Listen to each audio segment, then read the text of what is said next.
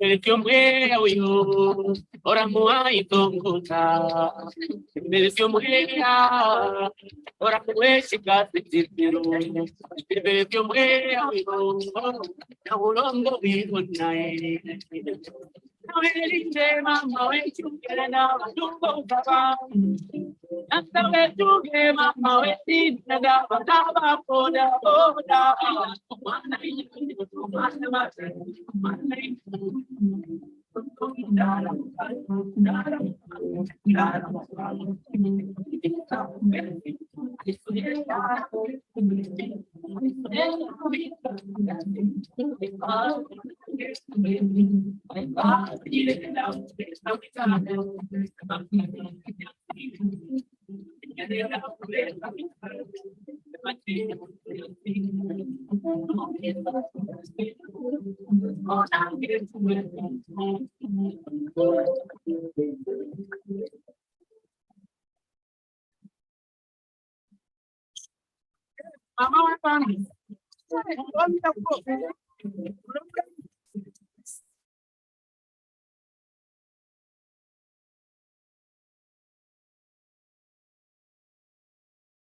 All right.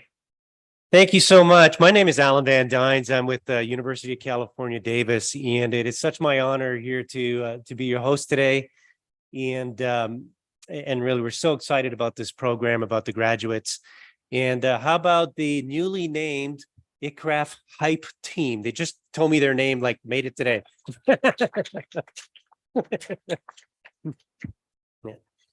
It's one of the things we're here really just to celebrate, you know, our graduates today, and also we also what's the word? We always instill in them. This is the beginning of learning for them, but we also have an expectation, and we can't wait to see of all their successes. And we'll have a few speakers today give some background, but also perhaps some challenges. I know a couple of the speakers, there'll be some challenges for our graduates. This is not the end. This is just the beginning, obviously. But one of the things I really want to do is thank our hosts here, the World Agroforestry Center, ICRAF. This is our 5th class here. We started this back in 2013. Our first class started here. This is our 5th class. And we literally just need to show up. We have such great service and hosts. Just everything just happens when we come here. And it's really unmatched in the world. So if you give a hand to do that. So I'm not going to take any more time. I used to do slides for this and found out that I was scooping some slides for other people, so I won't do that. So with that, I'd like to invite Dr. Peter Menang. He's the Director for Africa for the World Agroforestry C4 ICRAF. Peter.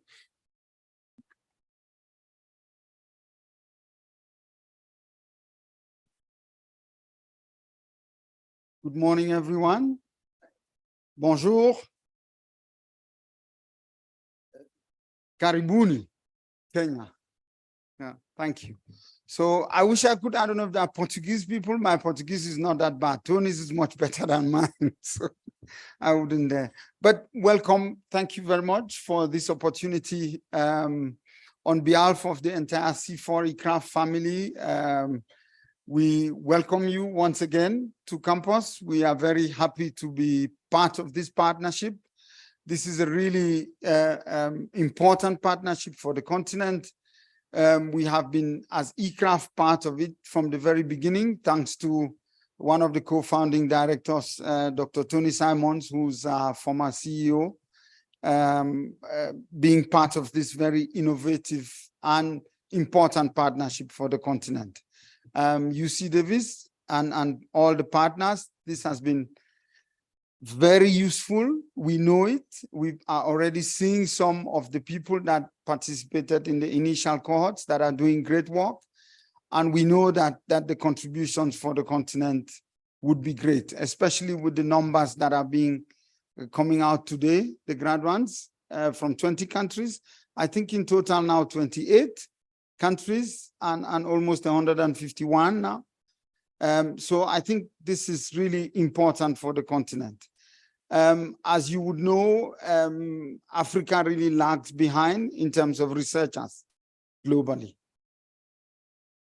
We have on the continent an average of less than 150 researchers per million people. The global average is about 4,500. In the UK, in the US, per million people. And based on that, you know, the argument has been that we would need between 1.5 to 2 million new PhDs, you know, to be able to create the innovation and the knowledge that is required for Africa to sort of emerge and get out of poverty. That's a tall order. It is really big. But what you know, this program has done, you know, the Plant Breeding Academy has been to start moving us towards that point. But I also think that not only moving us towards that point, but also bringing in a lot of quality, because the technologies, the kinds of innovations that are being taught here, I've looked at some of them, is really, really, really top notch. It would really improve the quality of research on the continent. So we are not only looking at 151, but we are looking at the high end in terms of quality. And we appreciate that. We think that that is really, really useful. To the graduates, we would like to say big congratulations. The eCraft family, the C4 family, really wish you all the best. And we are very proud of you. And we have a lot of expectations, many, many expectations, because when you get out there, we think that it is important to be brave, to be ambitious, because the continent really needs new ideas. It really needs to scale up a lot of new things. If we don't have the kinds of technologies that you've equipped yourselves with, then we're going nowhere. So please be brave, be courageous, and really try to develop innovative programs. I think that one of the good things about a program like this is that when you go back, you carry with you the connections, the networks that you've developed during this program, so that you're not walking alone when you get back. You're connecting with one another and building programs that are bigger, that are across the continent, helping us to learn across the continent. That's really important for us. So please don't hesitate. I hope that when you have been on campus, you haven't only been learning here, you've also met some people, because we do have good facilities. I'm sure Tony would have shown you and talked to you about some of that. Those of you that would be willing to work on, you know, the trees part of the story, you're most welcome to interact with our scientists and our work. We'll be willing to further engage on this. And I think that that's the only way we can together move the continent forward. And we do look forward to the next cohort without any doubt, on our minds.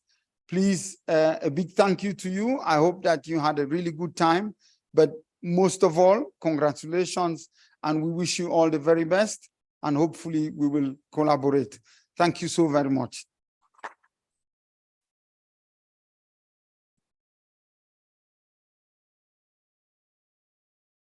Thank you, Peter.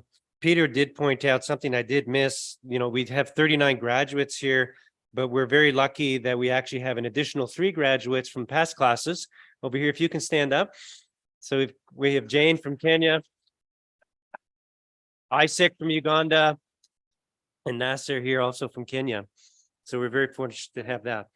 So I want to introduce, I don't think the next person on the program needs any introduction, but it certainly needs some thanks and really recognition for his vision to bring in ICRAF to, ICRAF is a founding member for the African Orphan Crops Consortium. And unfortunately, really the person who had the idea here is Dr. Howard Shapiro. He could not make it here today. I think this is the first one he's ever missed. And he really sends he wishes he was here. But Tony will give some background on the AOCC. Tony really is a champion of the AOCC and certainly the African Plant Breeding Academy. Tony.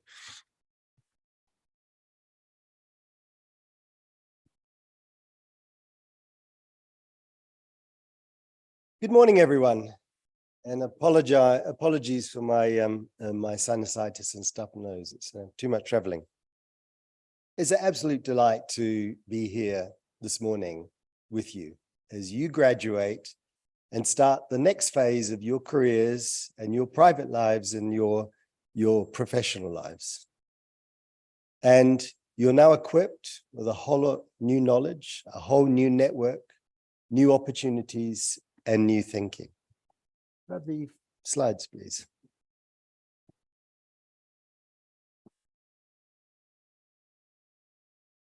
So we were reminded earlier in the week, you've got to zoom out and zoom in. So let's zoom out a little bit. That is where the African Plant Breeding Academy is located in the galaxy. So it's about 2/3 of the way towards the edge of our galaxy. We have quiet neighbors, so we can get on with things, but we're struggling with a number of things. And the African Plant Breeding Academy and the African Orphan Crops Consortium, that are these Siamese twins, if you like, linked together, working together, are an incredible force to help us develop that little spot in our galaxy. Next. Oh, sorry.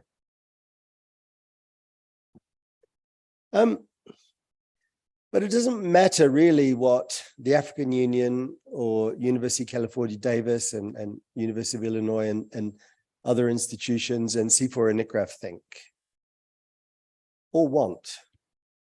The alumni are the ones who need to make it happen. You have to believe, you have to go through that dream. And Howard Shapiro, who I'm speaking on behalf of today, is the founder of the African Orphan Crops Consortium, is the person who saw an opportunity. And like Martin Luther King Jr., he didn't look at all of the difficulties and say to his colleagues and partners, last night, I had a nightmare. He woke up and he had a dream, like Martin Luther King, and said, we can do this. There's an enormous opportunity here.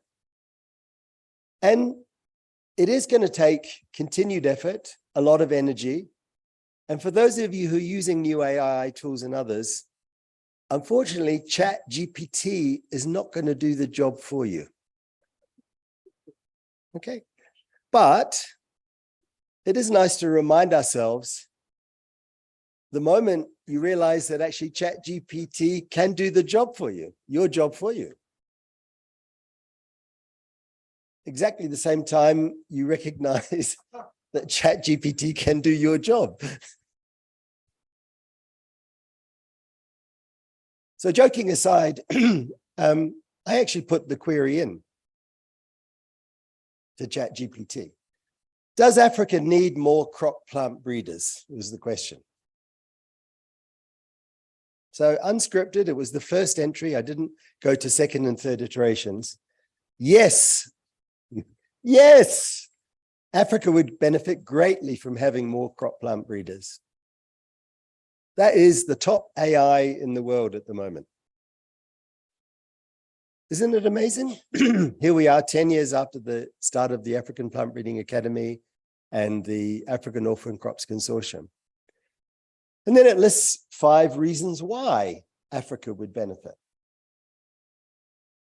And those reasons are there, but the closing note is, to address these challenges effectively, Africa needs a strong pipeline of skilled plant breeders who understand the unique agronomic conditions, the socioeconomic context, and the specific needs of different regions, investing in education, research, and training.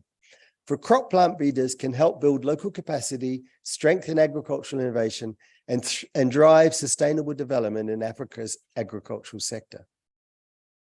You couldn't script it. Well, you can. All you need to do is type into ChatGPT. But that is the journey that you are on behalf of Africa.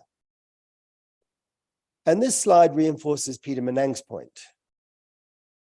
So it proportionally takes the world and shrinks it or expands it, depending on how much money you spend on research and development. And unfortunately, because of the challenges African continent has faced, can you see Africa? Can you see your country? Can you see the bloated North America and the bloated Europe and the bloated wealthier parts of Southeast Asia? That's an incredibly sobering background for the African Plant Breeding Academy to be working in. But we have hope. Howard Shapiro is one of the most dynamic, one of the most curious, one of the most endearing people you can ever meet. And he's also one of the most intellectually honest people.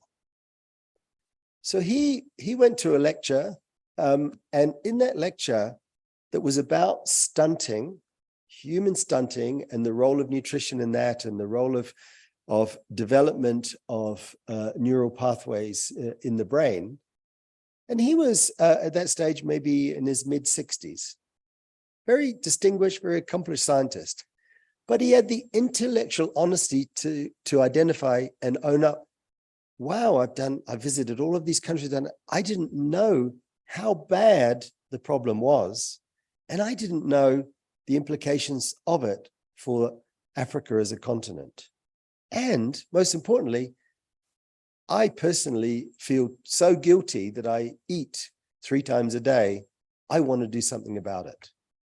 And it was Howard Shapiro that galvanized and triggered and stimulated and networked and used all of the favors, the carrots, the sticks, the hugs, and the prayers that he could to bring these groups together to address stunting, particularly in Africa.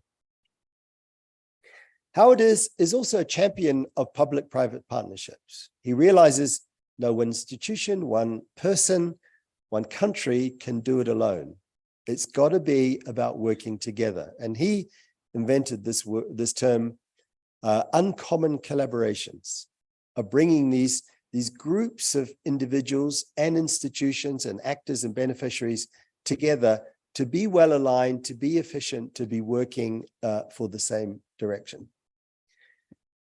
So in his helping to establish the African Orphan Crop Consortium and the African Plant Breeding Academy, you know, we came across statements such as this one, because there is a gendered issue in agriculture and in science in Africa.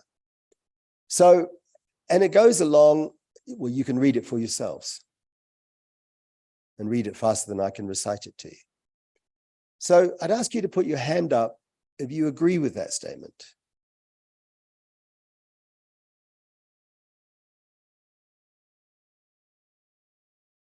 Are we respectful of diversity? Are we inclusive of other people's thinking? Do we recognize different formats and processes?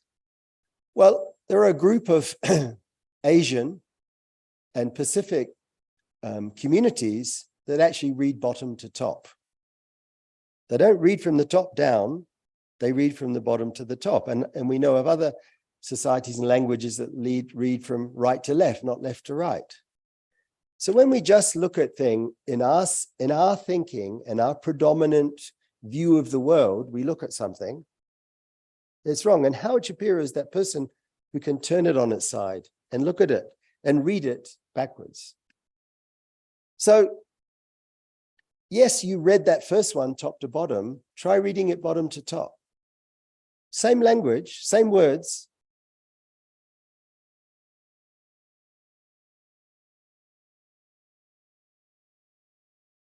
And that's the journey that you're on, to try and tease out those amazing ways of connecting, of communicating, of working with people, emulating Howard Shapiro in his ability to speak. You know, he's a polyglot. He speaks and thinks in so many different ways. So let's not go down that narrow pathway of, yeah, this is the right way to do it, and that's how it's got to be done. And those images, and horrible as they are, and many people say you can't show those images, that, you know, they're reinforcing stereotypes. But it's, you know, as much of a Western problem now in malnutrition. And yes, decades ago in developed parts of the world, there was poverty, there was hunger, there was deep malnutrition. And it's not so much a question of more food, as you know, it's more a question of better food and higher quality.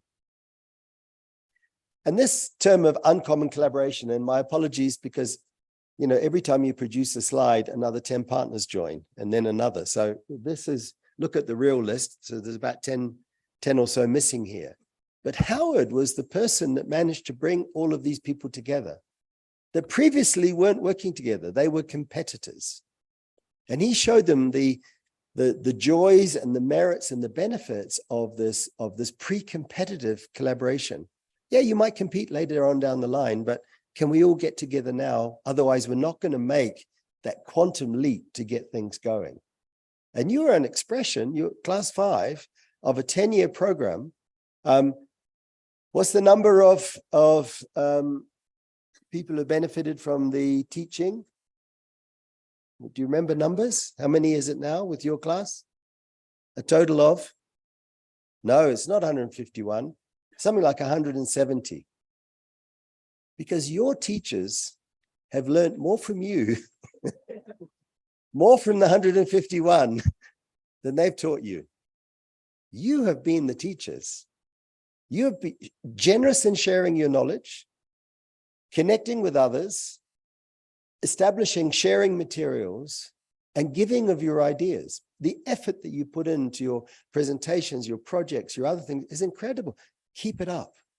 Go to the next phase of writing proposals and linking out and making sure that your work gets funded. And Howard not only was a champion of uncommon collaborations, when he saw opportunities and when he saw needs. And this is the National Partner Office in Côte d'Ivoire, just after the 10-year civil war. And he said, no, that's wrong. Okay, I'm going to go out personally and get $1.5 million to refurbish that and put a whole lot of new equipment in it, because science is important. We want to be knowledge-based societies and economies. And he did it straight away. Didn't prevaricate or think, oh, that would be a nice thing to do. Let me write a blog about it. He just got on and did it. And as we look at that kind of business as usual side on the left-hand side, where many actors are seeking to take subsistence agriculture to somewhere between pre-commercial agriculture and profitable smallholder agriculture. The African Plant Breeding Academy and the African Orphan Crops Consortium are looking to be sustainable. And part of sustainable is that continued funding. Part of sustainability is making sure that rural households are feeding themselves, but having surpluses to market and are connected and getting fair returns for those. So remember that zoom out and zoom in. Where are you fitting in these places? Climate change, the process of growth, the structures in leaves, the stomata where that exchange of CO2 is dissolved in water, is that same water that is causing the plants to become dehydrated, or if they're not supplied through roots through rainfall. So you're linked, the work that you're doing and looking at biomass productivity and increasing photosynthetic efficiency and division of energy resources inside plants is so linked to all of those other processes. Find those linkages, be those detectives, search out the opportunities. And remember the bias perspectives. So there's Africa, okay? It's the cradle of mankind, but it's at the bottom of the world, marginal importance, can't feed themselves. They need celebrities to hold fundraising concerts. And the world has a kind of a moral duty or a little bit of Western guilt inside of us to help out. It's low on most global indicators. Oh, but it's a great place to go on safari. And you, through your work at the African Orphan Crops Consortium and the Plant Breeding Academy, have got to help change that mindset. Who says north is up and south is down?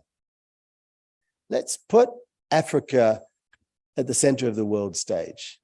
Let's put it in the growing economic opportunities.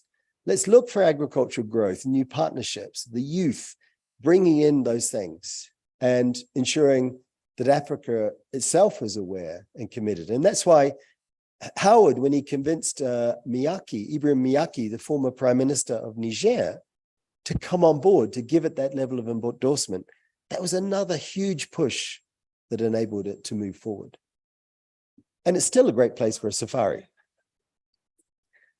So I leave those few words and thoughts in your mind. I would ask you all to stand up and to recognize the incredible person and the vision of Dr. Howard Yana Shapiro. Please.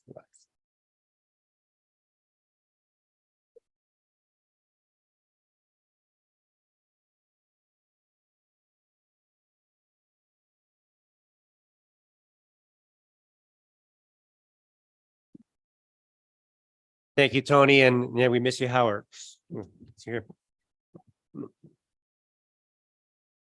Our next speaker really, I think, follows what Tony was saying and really represents the African Union NEPAD. And Dr. Silas Obukosia is the principal program officer that supports the African Union high-level panel on emerging technologies and also works on global policy in genome editing. And Silas, Dr. Obukosia was also opened another class that we started only in January to train people to use CRISPR gene editing for Africa. So we're really glad to see him again. And please, if you want to come up and say a few words.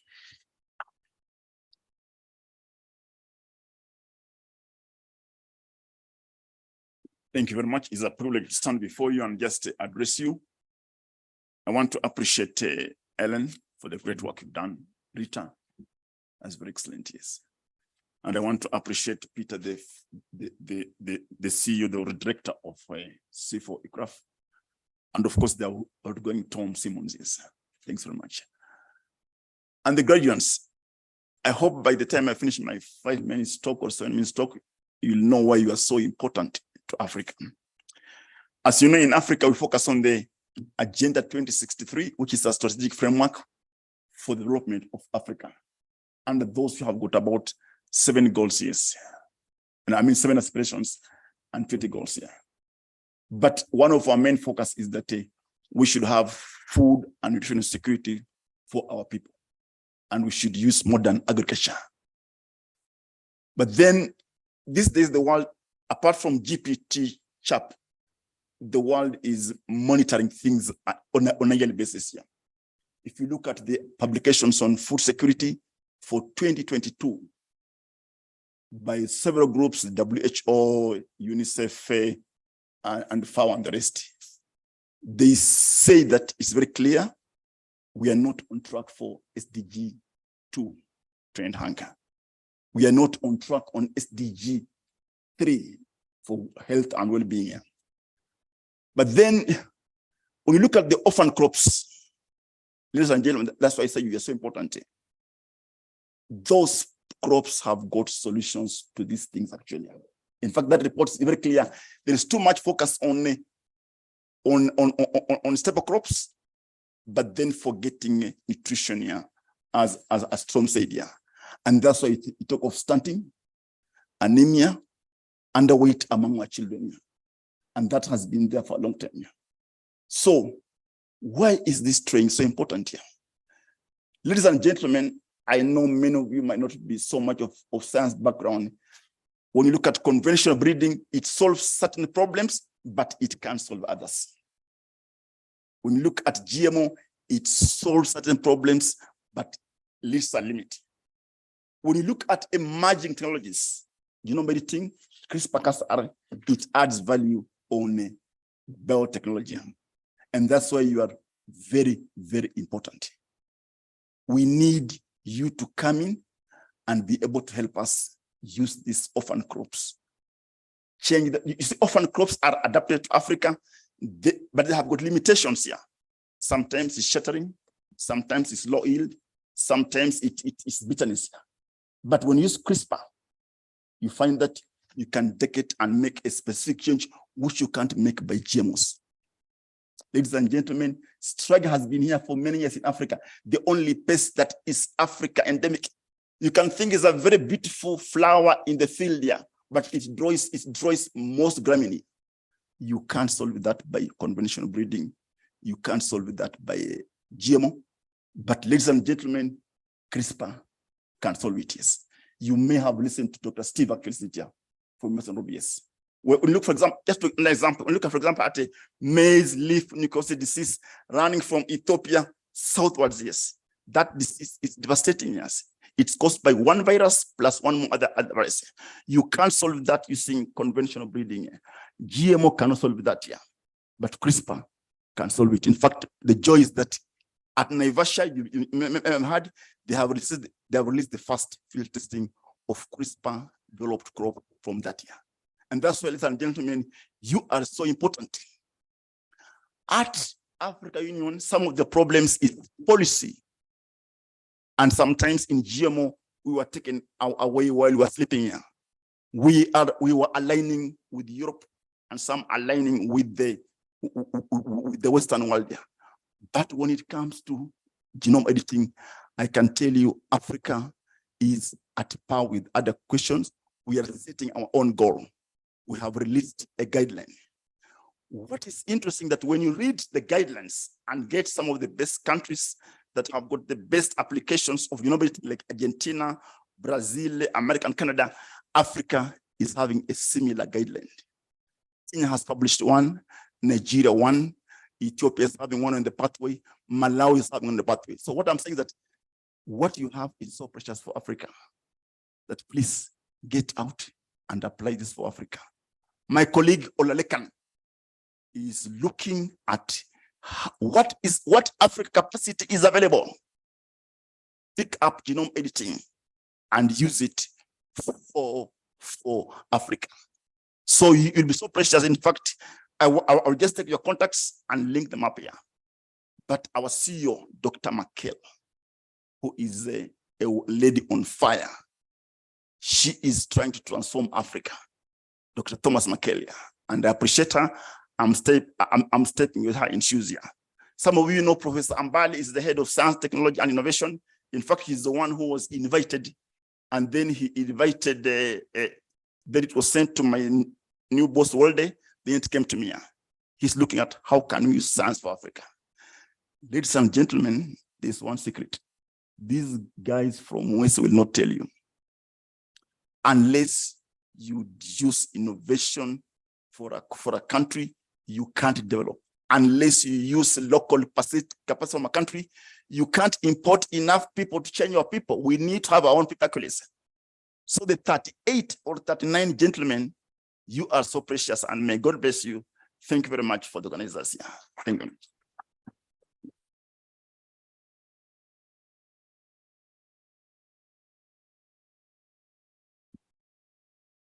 Thank you, Silas, and we certainly agree. We need all the tools, and this is something we've been teaching all the way through the classes, you know, and how to use them and when.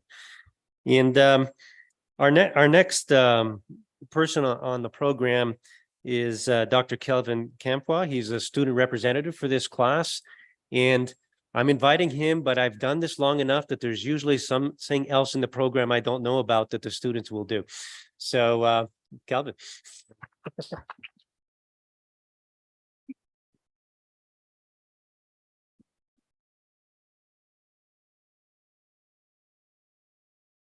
Thank you. It's a pleasure and honor to be here and to give some thoughts and reflections on behalf of my fellow students, and I'm gladly honored. I wasn't sure whether I needed to develop a speech or I could just speak off the cuff and give my, but I thought I would best do it if I speak from the cuff. To set the stage or the background, we all know in terms of the challenge that we face globally, in terms of the population growth that we are going to have. And we are all very aware that most of this growth actually is going to happen here in Africa, where unfortunately we face a lot of challenges in terms of food security. And we know the statistic that is always thrown in those proposals in terms of knowing that the demography is going to change. By 2050, we are going to be having over 9 billion people on this planet. And the challenge we face is how do we feed those 9 billion people? I think the West have figured out they have a lot of food. They can easily handle that. Unfortunately, in the case of Africa, we don't have the capacity to do that. And at the center of achieving that is actually going to be plant breeding. That's the only way we are going to address that. Plant breeding is going to play a bigger role in terms of addressing that major challenge that we face. The unfortunate part of it is that we don't register in terms of our contribution to that issue of feeding the globe, or these 9 billion people be here by 2050. And that's very sad. And that narrative has to change. How do we make ourselves relevant to make sure that we are visible? And the more we can become visible, the better we can be recognized, and the better, and that way we can be better funded. Now, if plant breeding is going to be a solution of feeding those 9 billion people, we need to have better trained plant breeders. Not only should they be well trained, but they should be very well skilled in modern tools. If we are going to be facing this problem, we are not going to be doing the same thing that we've been doing in breeding maybe 50 years ago. And I love Norman Borlaug. He was a great person, the only laureate that we have had in agriculture, particularly for us in plant breeding. He was a breeder.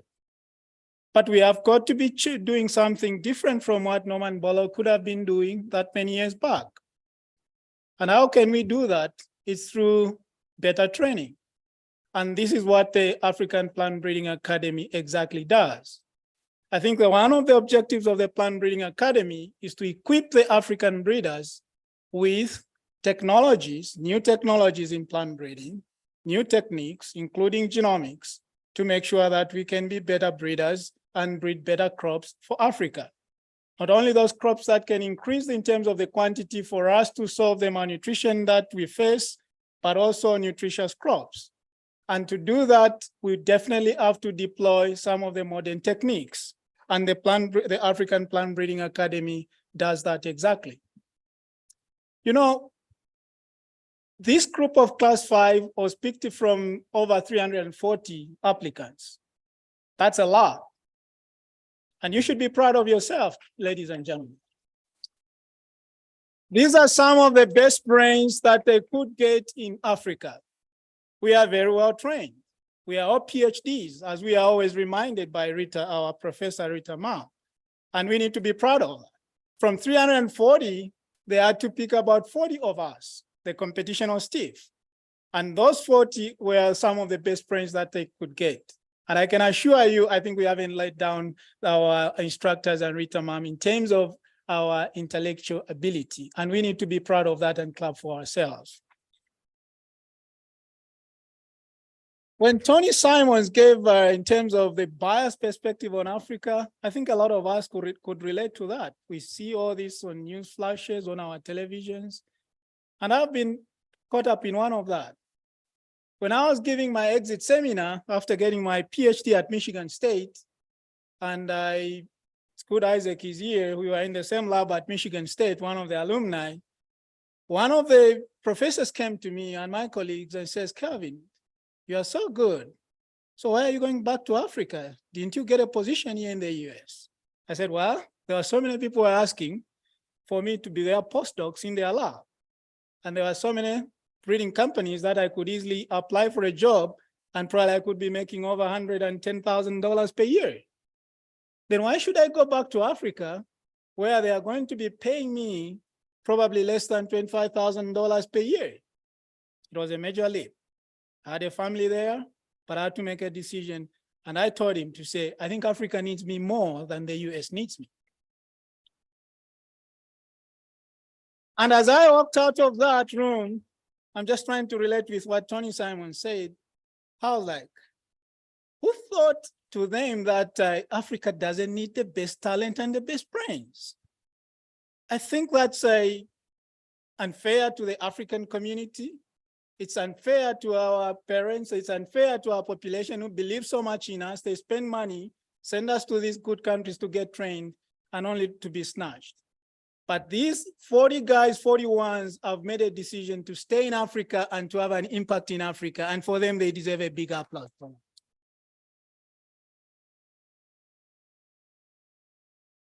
We are going to be needing a cadre of plant breeders, very well trained to change that narrative. And that's going to come out from us. So ladies and gentlemen, my dear friends, you have all excelled in our studies, in our training here, and thanks to our instructors. These are world-class instructors who have done their job very well. We thank Alan, we thank Rita Ma'am, we thank Bruce Osh, and we thank Ian and Todd. And could you just stand up and, the instructors first. The instructors stand up. And guys, the students, now, shall we thank these 4 people?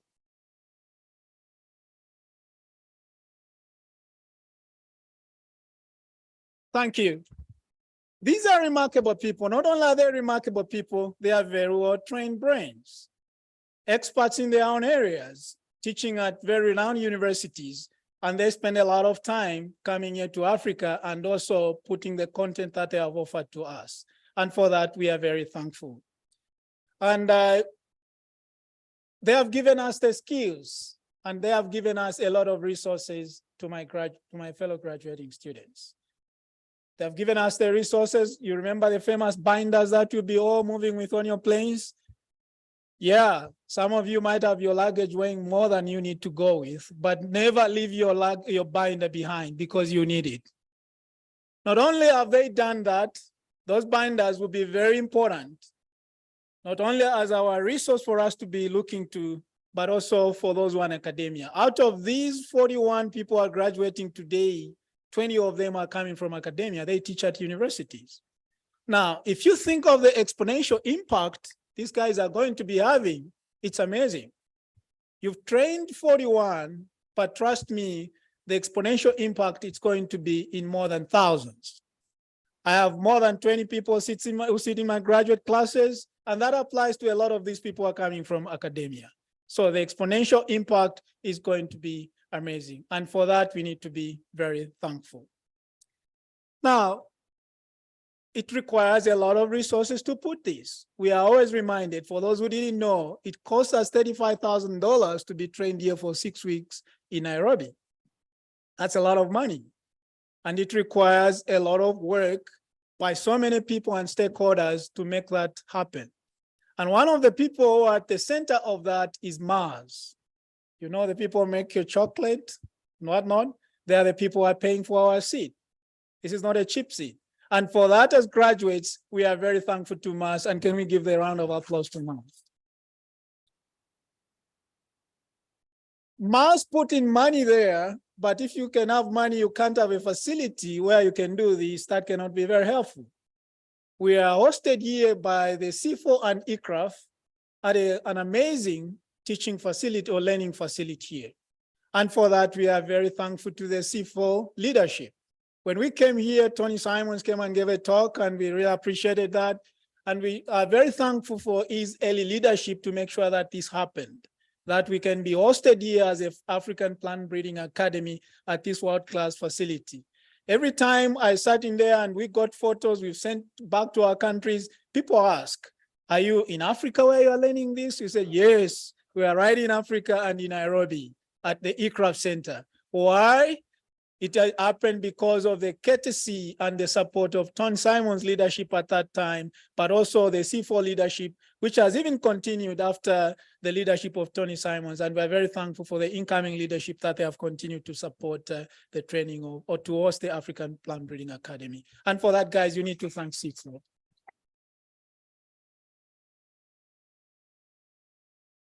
There are so many people, again, besides our instructors, there are a lot of support staff who has to make sure this happens.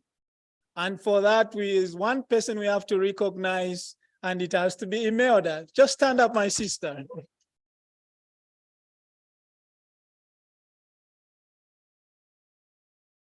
That lady deserves a standing ovation from the students.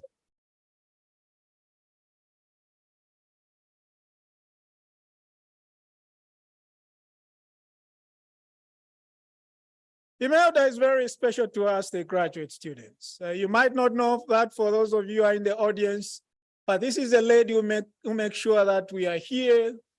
Even for me, that I'm well dressed. When I was about to speak, she was like, do you even have a speech to do that, Kelvin? And I said, I don't have a speech. I think she just fell short of telling me, but why did you come in your t-shirt? So she makes sure that all of us students are well fed, are well taken care of. Sometimes when we are falling ill, she makes sure she runs around to take us to the hospital facility.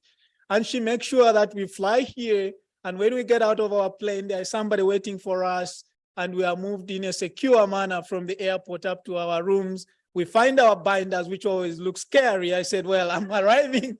The thing that greets me in my room is a binder. But Imelda, we are very thankful. And my students, the ones I'm speaking on behalf of the graduates, told me, we are very grateful, and may the Lord God continue to bless you and bless you abundantly. There are several people who would want to go on, by my graduating students emphasized in terms of the order in which I have to put them. Michael's the leadership of, there is leadership within these students, by the way.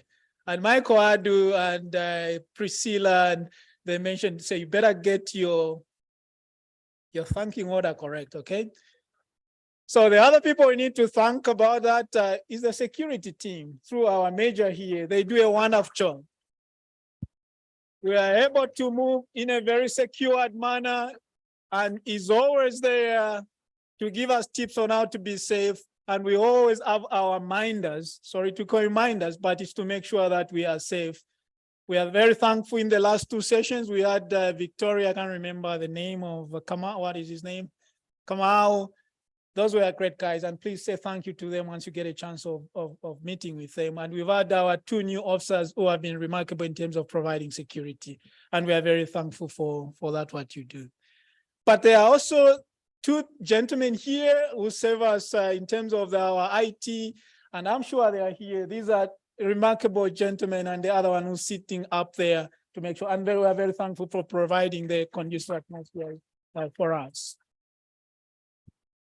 One thing which whenever we went home and my family was looking at me, I have 3 kids, and they were like, you look to be very well fed where you went. I don't think school was that very stressful. I tell them it was very stressful, but I was well fed indeed. It's sad we don't have an opportunity to thank our kitchen staff, the restaurant, but they have been amazing. They have been providing very nutritious food to us. Meals are always on time, and we enjoy. Even after rigorous sessions that we go through here, whenever we go to the restaurant, we get very well fed. And for that, a round of applause to them, gentlemen.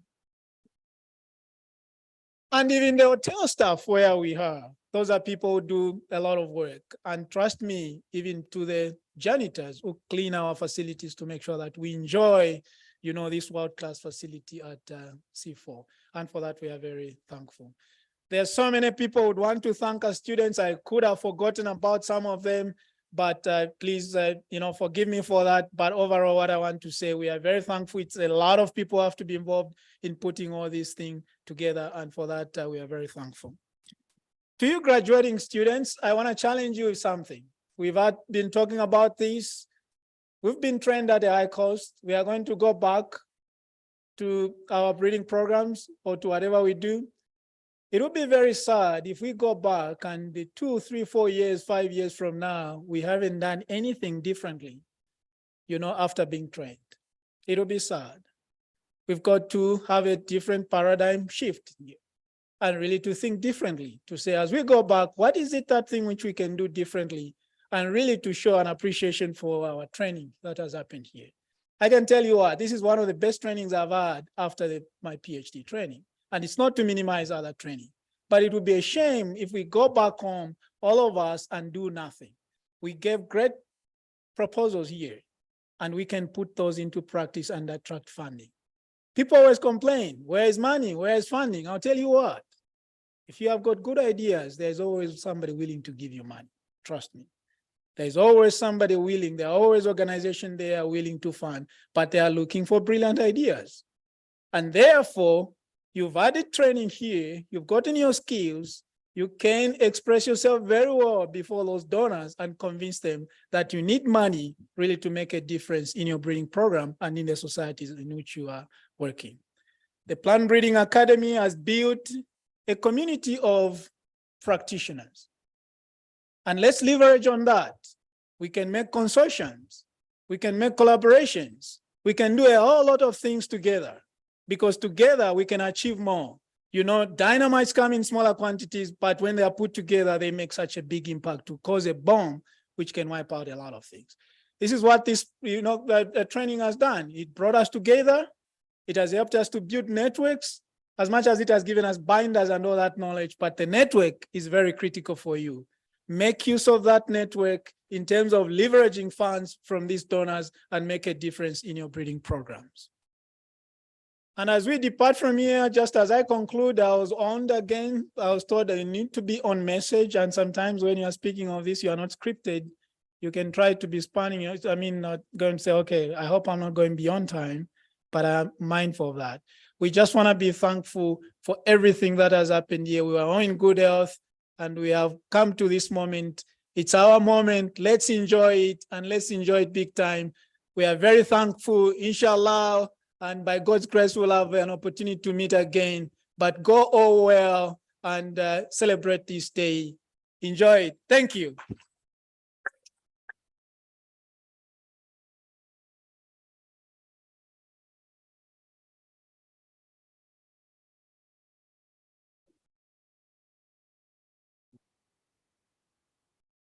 All right.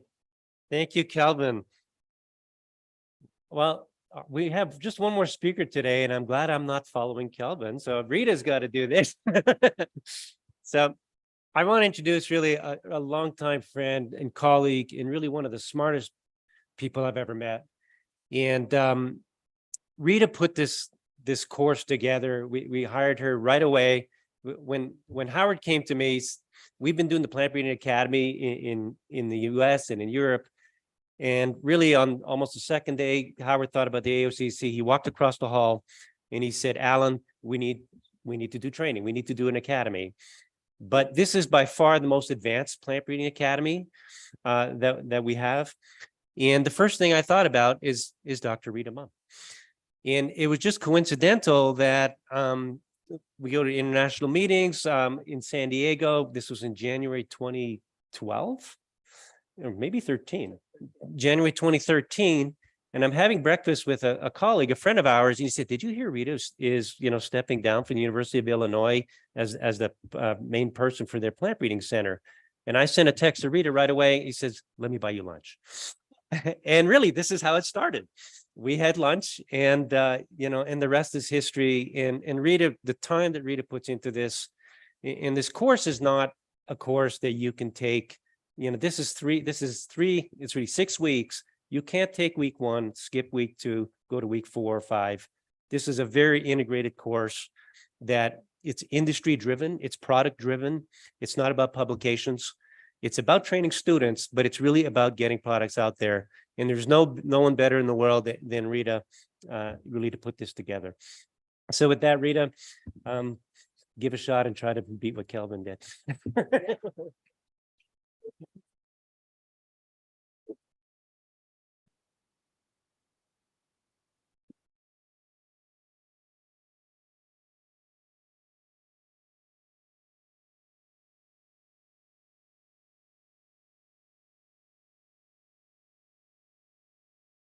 It's so good to be here today. All right.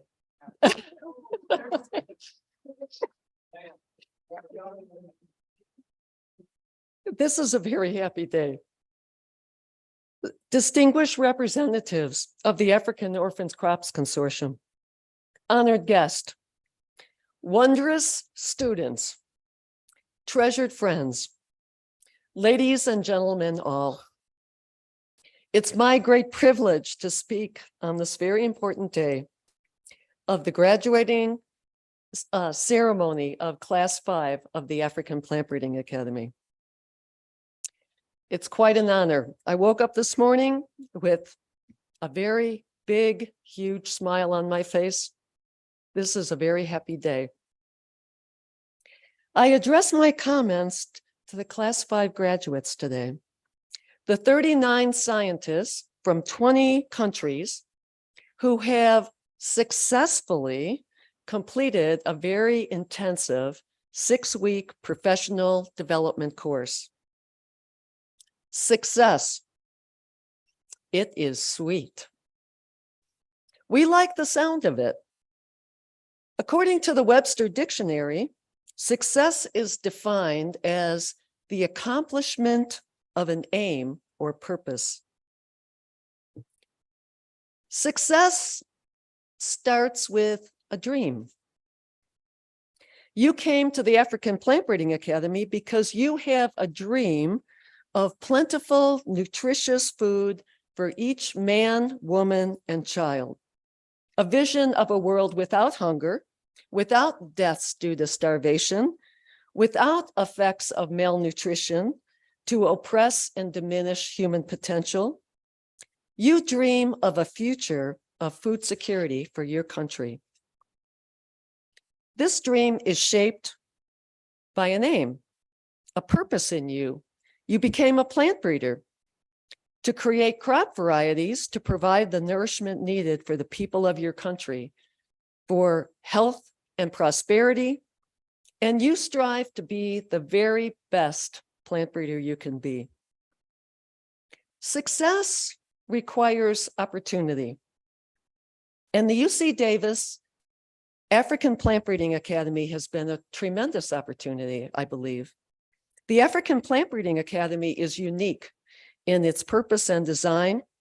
The overarching goal of the Academy is to empower African scientists to utilize DNA sequence information for more effective, efficient, faster delivery of higher yielding, more nutritious, climate resilient cultivars that contribute to a year-round healthy diet.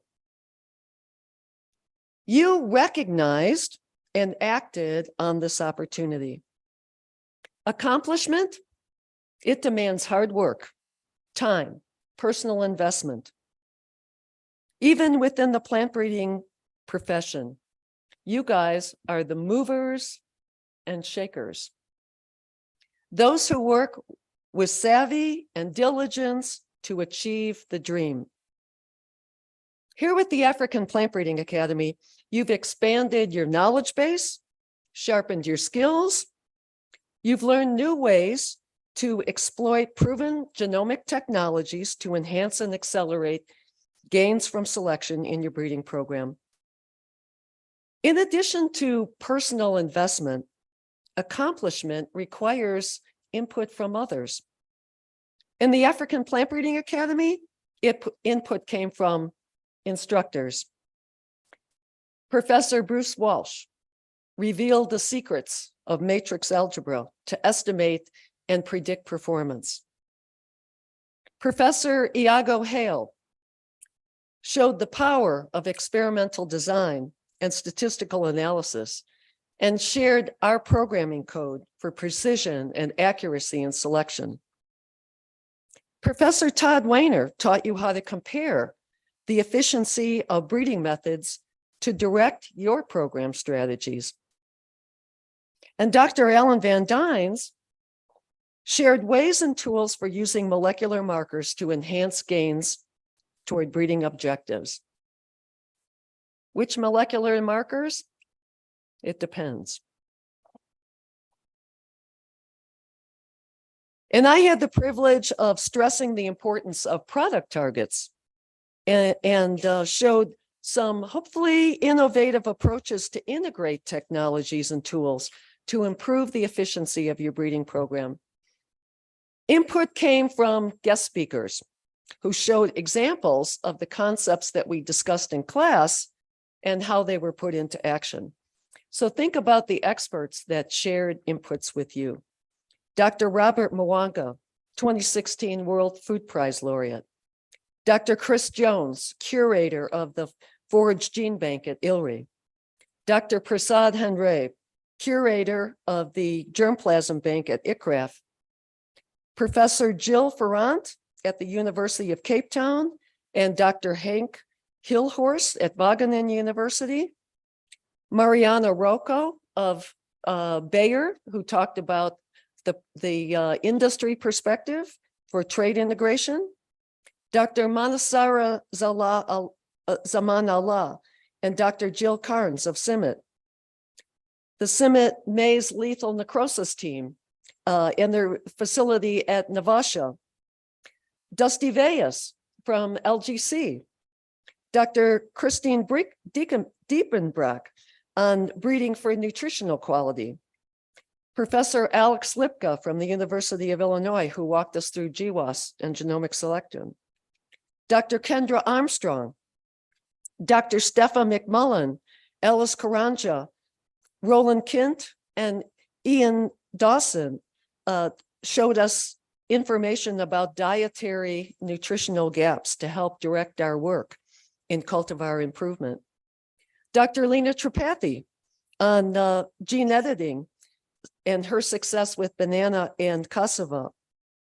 And Dr. Tony Simons, who shared with us the bigger picture of biodiversity and effectively helped us to frame our objectives to reveal the critical nature of our work and how it bears on biodiversity. You learned that you were part of something bigger in AOCC. With the massive sequencing efforts that are underway in so many crop varieties, crop species, new CRISPR-capable colleagues coming online, and AfPBA alums like Dr. Dorcas Ibitoli and Dr. Alex Kino welcoming you into the AfPBA family. ICRAF created just the perfect learning environment. And it was Tony Simons actually that gave the AOCC a home here at ICRAF and in Nairobi. Later followed by Dr. Rabi Prebhu and now Dr. Ilian Obalijoro, offering exceptional logistical support here, as has been mentioned through Dr. Thomas Shoki, Mrs. Amelda Imbala Kayalo, Peter Marunga, Evanson, Francis, the IT team, and of course, many others. Dr. Shapiro, he's been our champion, right? Without Dr. Shapiro and his heartfelt realization for the important need to address malnutrition and stunting in Africa, and his background as a plant breeder to realize that, hey, this is a solvable problem. And Mars, who has graciously provided the funding for 4 classes, followed by Agra and John and Therese Curtis, a couple that provided a seat for one of the students in an earlier class. You responded with enthusiasm, courage, humility, and a sense of humor to these inputs. You took on the mindset of a student, regardless of the fact that some of you are quite senior at your institutions. You opened your mind to new ideas, approaches, methods. You expanded your skill set, acquired new tools, gained broader understanding, captured fresh insights, and you've come away with exciting new strategies to deploy in cultivar development. Input came from each other as you shared your innovative ideas in your project proposals to put new concepts, approaches, and tools in action to improve the effectiveness of your own breeding programs. Success. Hey, you have your UC Davis cap to prove it. You earned it. I'm so proud of you. I'm so proud of you.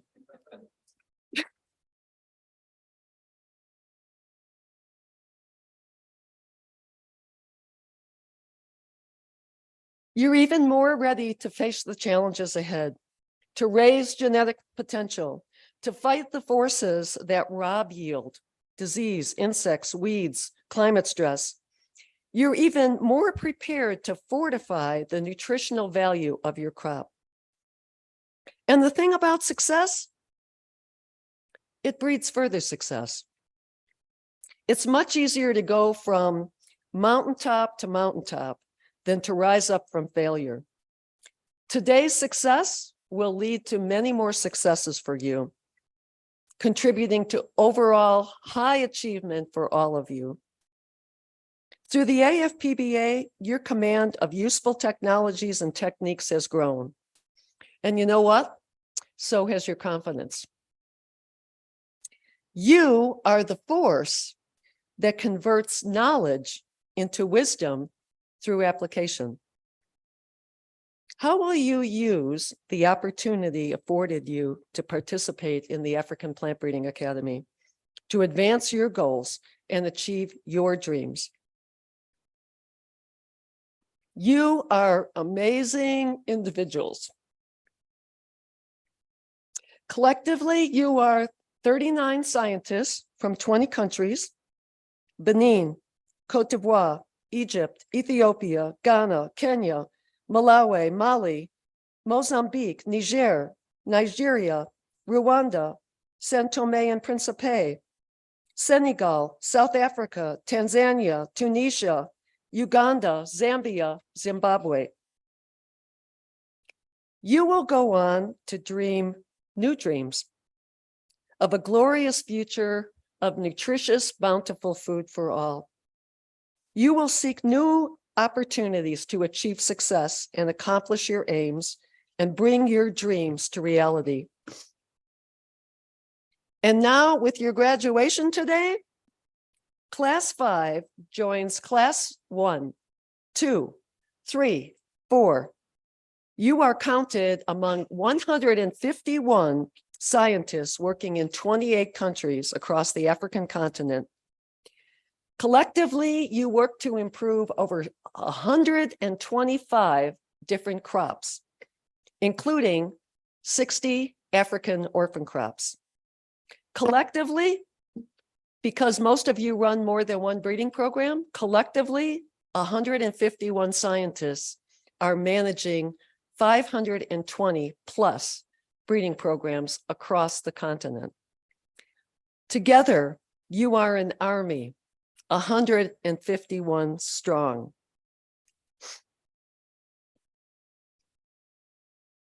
Sociologists would tell us that this number, 150, represents what they call a social movement, a group of people who share the same beliefs, ideas, aims. A loosely organized but sustained campaign to implement a change in society. And in this case, a very urgent and essential change, a green revolution for Africa. So this number, 150, was targeted right from the start in Howard Shapiro's dream to eradicate stunting due to malnutrition in Africa. The African Plant Breeding Academy was created with the aim of empowering 150 African plant breeders to utilize genomics-based information to speed the development of improved crop varieties that farmers want and consumers need.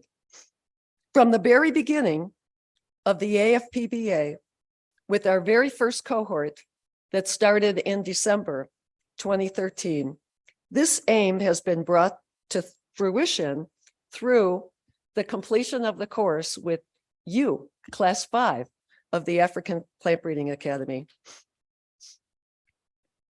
It's been brought about through world-class and unsurpassed teaching team. I've been so proud to work with our core instructors in this course. I have to say it's unparalleled. The education that is offered here, unparalleled, and I'm involved in a number of educational programs across the world from graduate level on. I'd say that the movers and shakers have formed an official movement. That organized, sustained campaign is underway even now through the AfPBA, which was conceived and established by the members of Class 2 of the African Plant Breeding Academy.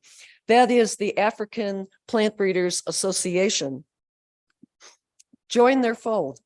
Continue to work together, supporting each other, contributing your talents to teams. Mentor the next generation of plant breeders coming ahead. Share your knowledge, experience, skills. Impart your dream. Work together to fuel the green revolution that's so sorely needed for Africa.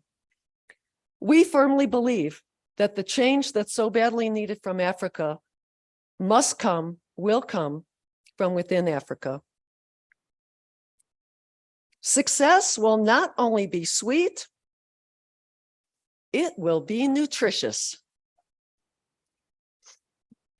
Go from here and join your colleagues, the 112 predecessors of the African Plant Breeding Academy.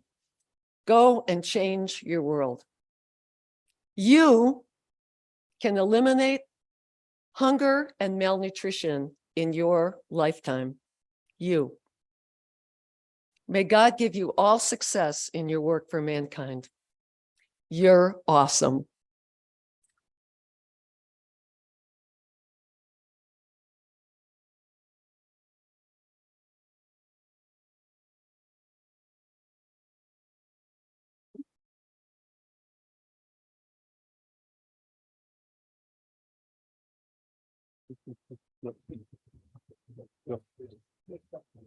Yeah.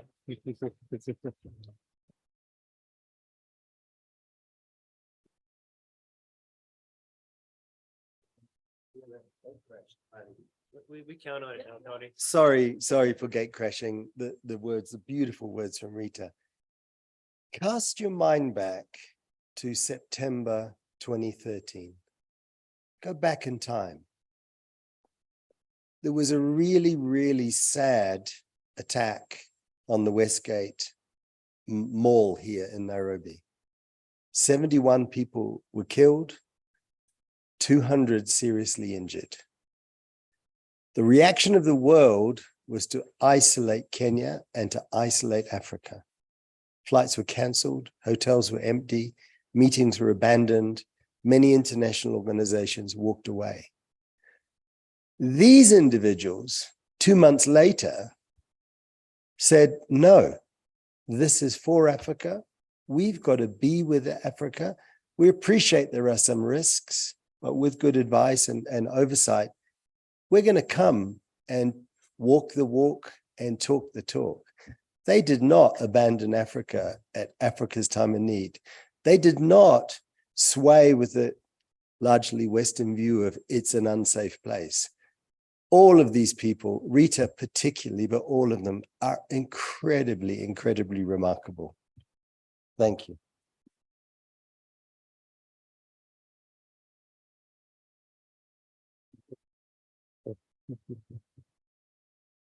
Okay. Thank you, Tony, for that. And Rita, thanks again. Rita is to point out what we're trying to do here. Rita, I didn't introduce her. She is the director for the African Orphan Crops Consortium for Capacity Mobilization. We don't like the word building anymore. We're just mobilizing what is here. And Rita's the director. Okay. So the only thing missing, I think our graduates are like, well, I have to prove to my employer that I've been here. So we're very proud. We're going to ask each of one to come one at a time by name, and we have some little certificates for you to take home. And if you can just stay on the stage after that, that would be great. Okay, Tony, if you want to come as well. Bruce and Iago, why don't you come as well? Yes. We know you.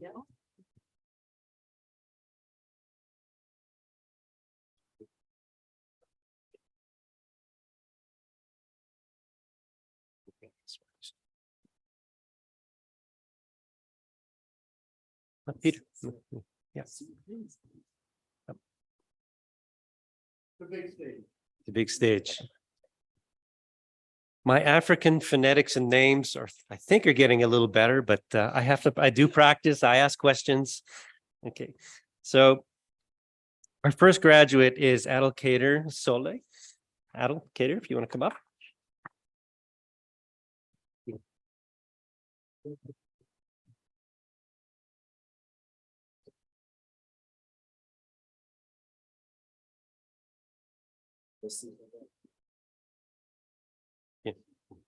Congratulations.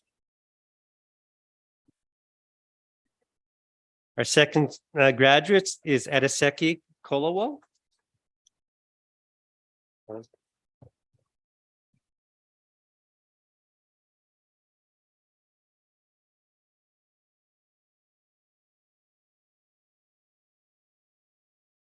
Congratulations.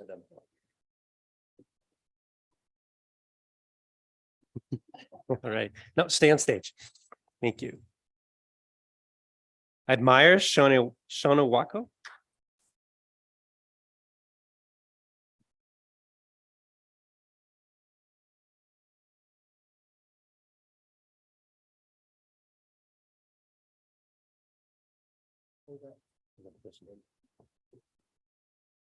Okay.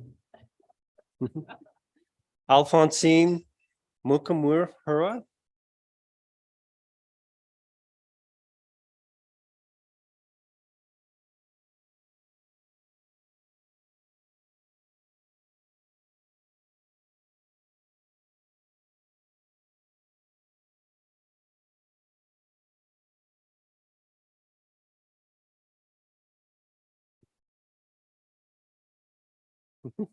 Amani Garib.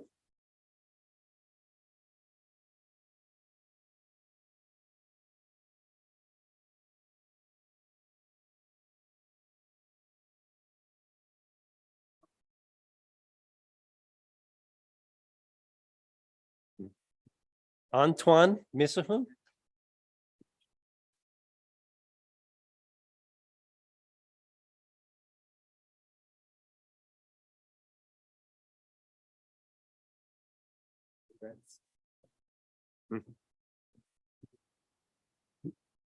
Ariga Gasha.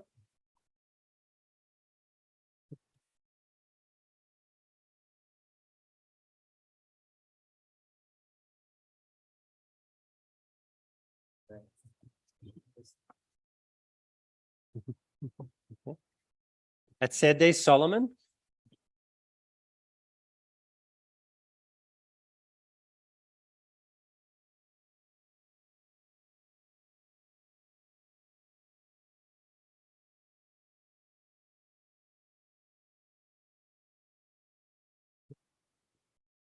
Blessing Odogwu.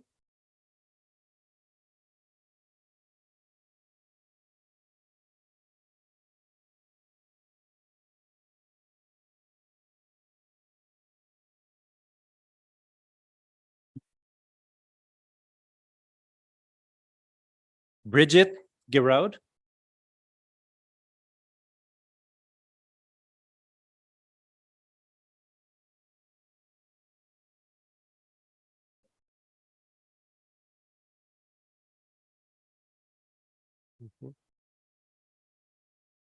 Bricty Farid.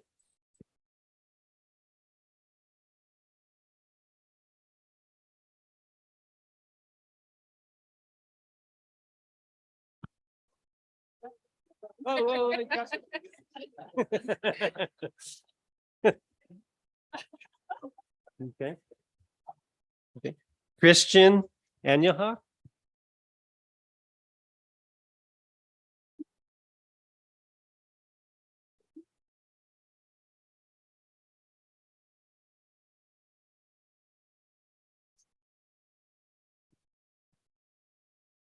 Eduardo Mulima.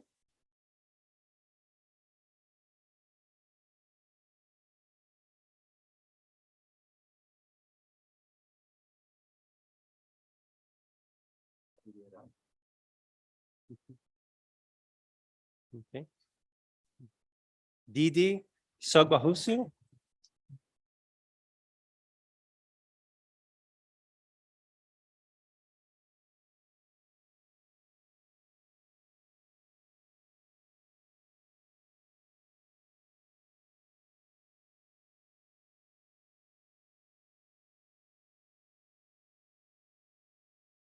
Okay.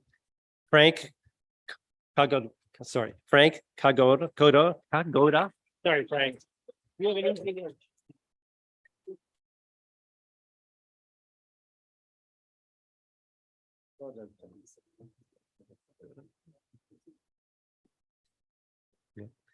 Gaspard de Grassa.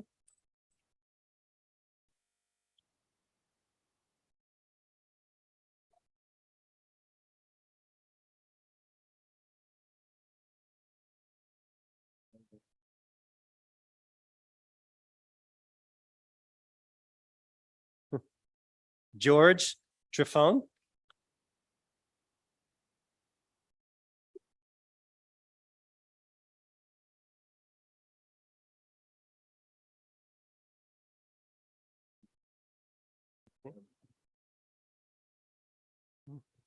Okay. Ghislaine Kanfani.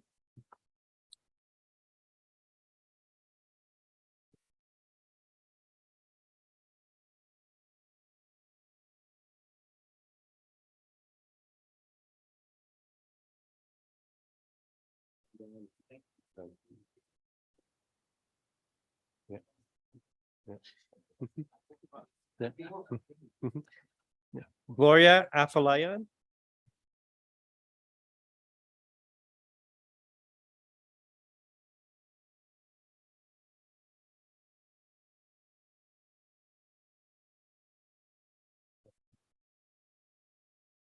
Okay.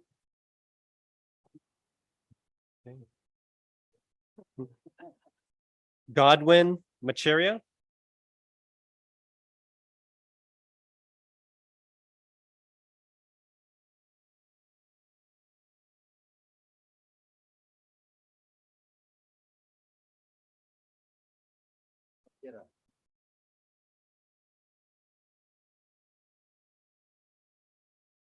Hela Sheikh Rohu.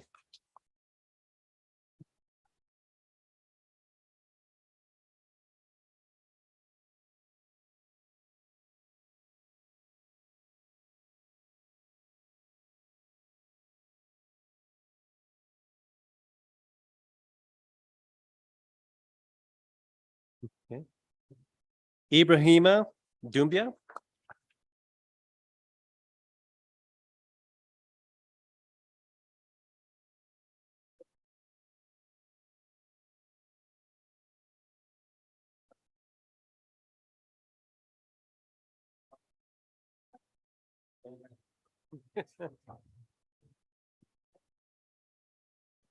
Juliana Chaboy?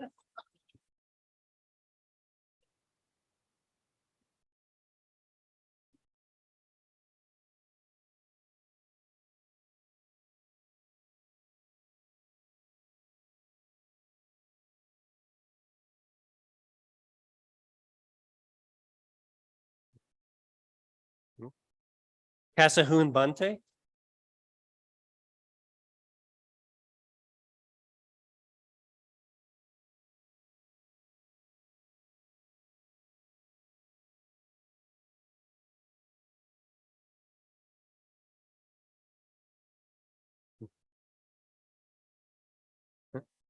Kelvin Kempwa?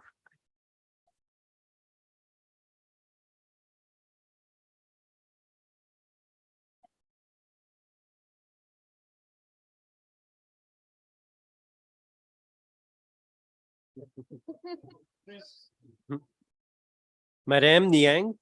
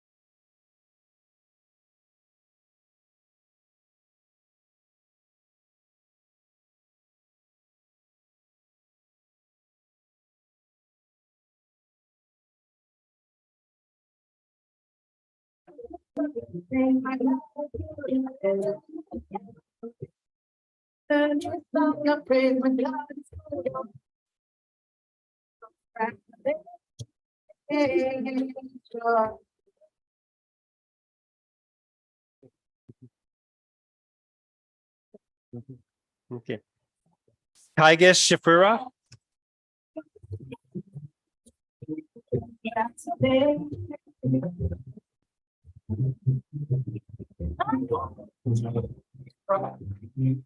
For jubilation, congratulations. Okay.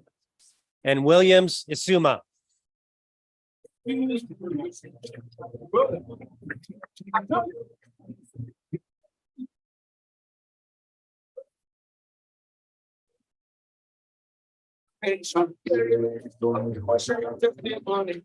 by one, we tell you to free money.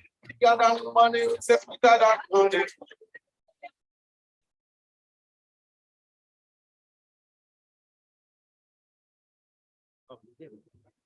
So make sure.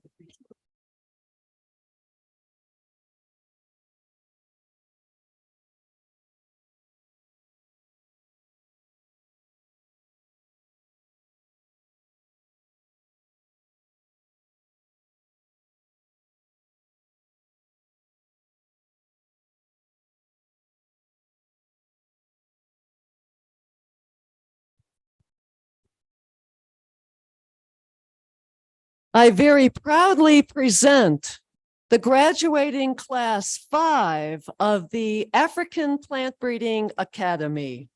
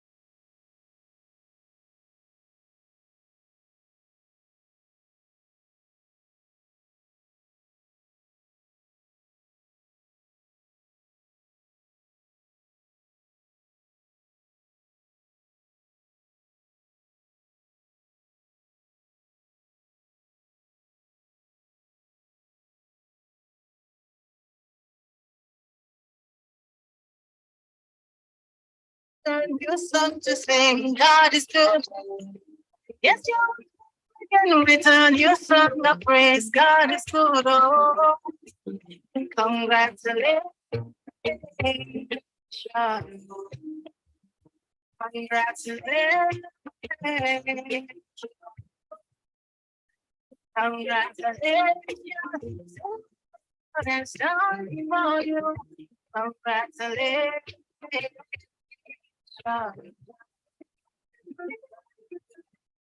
Them say that I can never be. I see, I've seen that. God is richer than that. Who can battle with the Lord?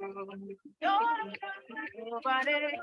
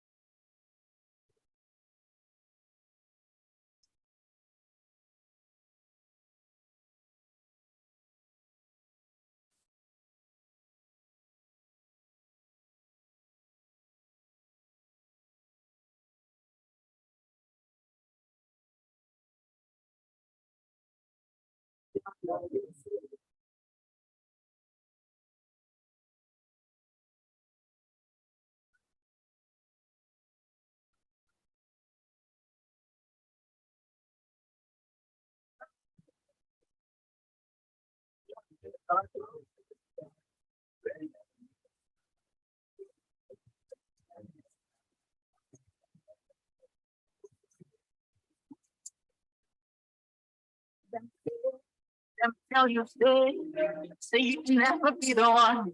Yeah, say, make I tell you say I need you. And one month, in 1 week, you know what's name on you now. 3 days, let's go down. Yeah,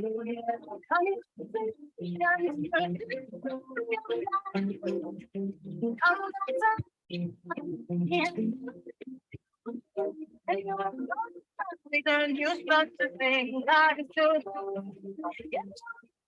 In return you start the phrase God is good. Come back today. God. Come back today.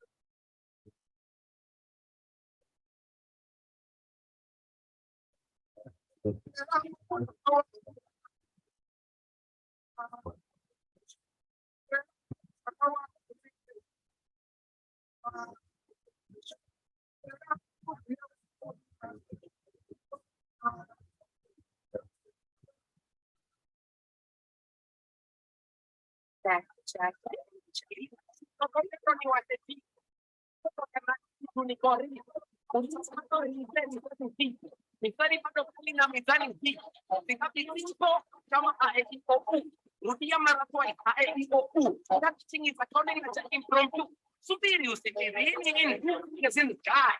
Kunja gumi to the side. See on Google design, just the one that is live. We can boogie through the night. Take a look that I'm alive. 2 fingers in the sky.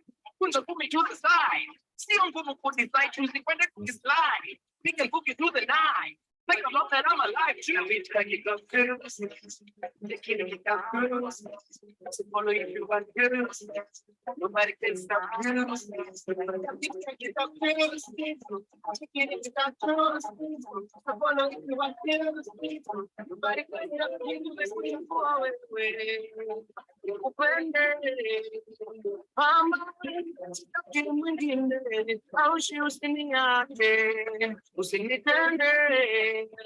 Mama, usipende mwingine.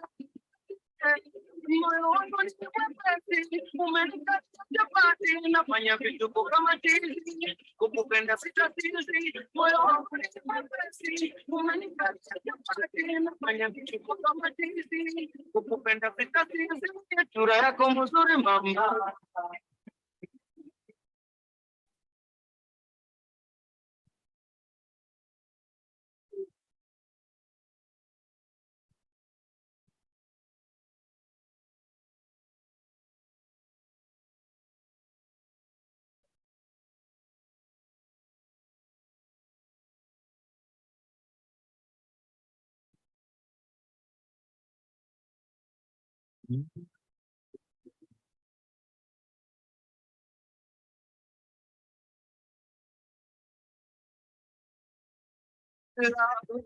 Without the affection and the way that you're looking at me, I can feel a connection.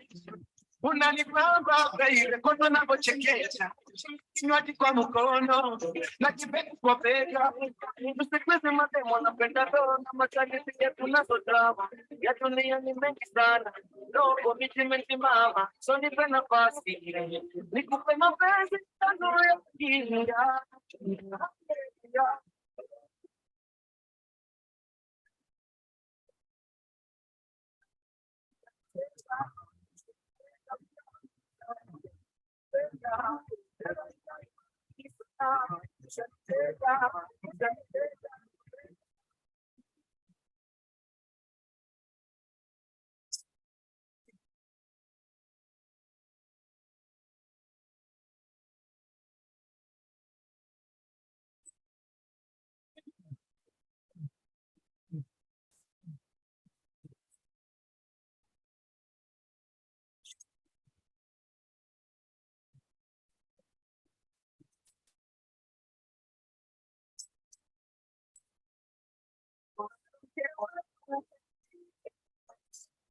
Cause I know you can't have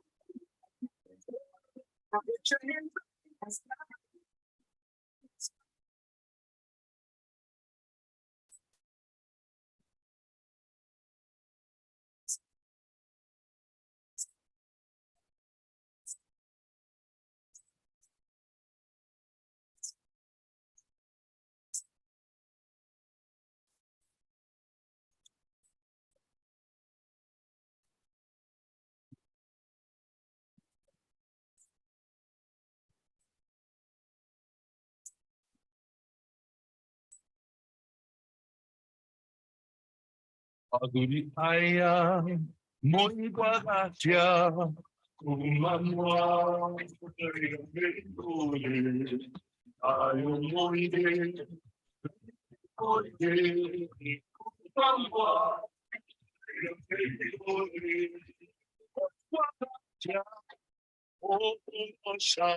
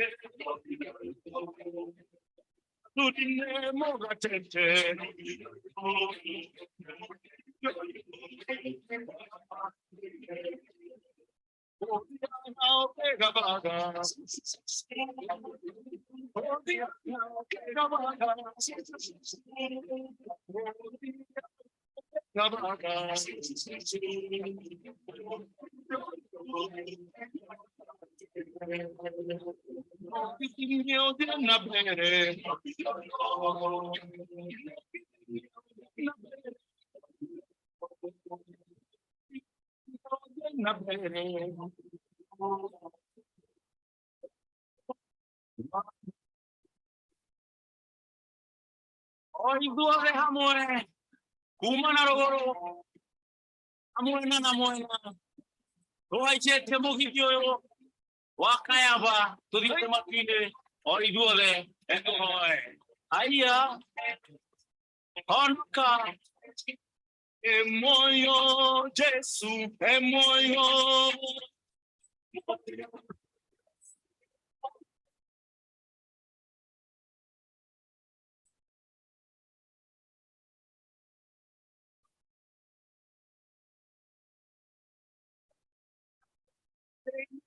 Aguri.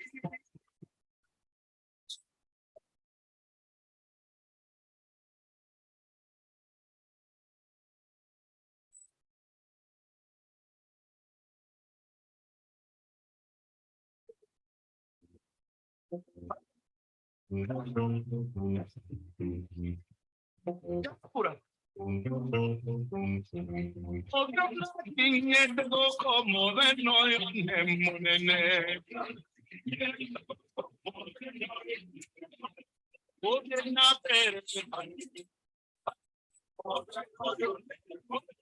Oso que duda. Oh, buena mena.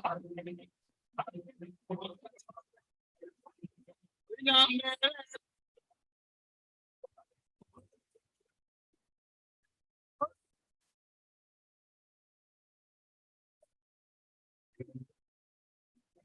Oh,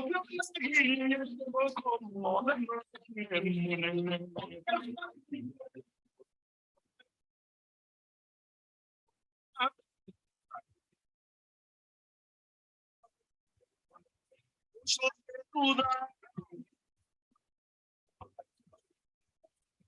Oh, buena mena. Buena mena.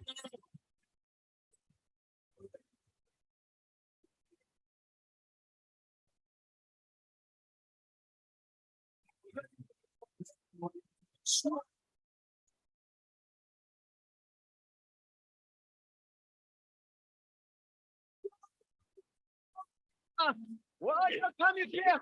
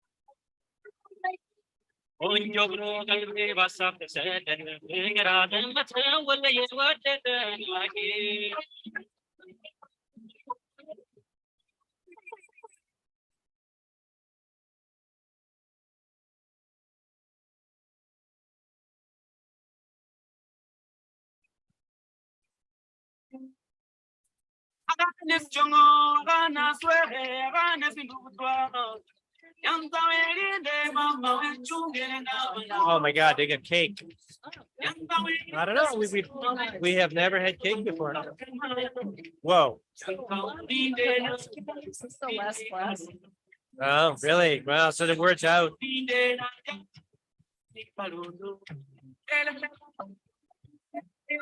Okay. Thank you, everybody. I hate to stop the music and the fun, but the fun is not over because apparently the students have a presentation. So it's in your hands. Class of 5, it's in your hands.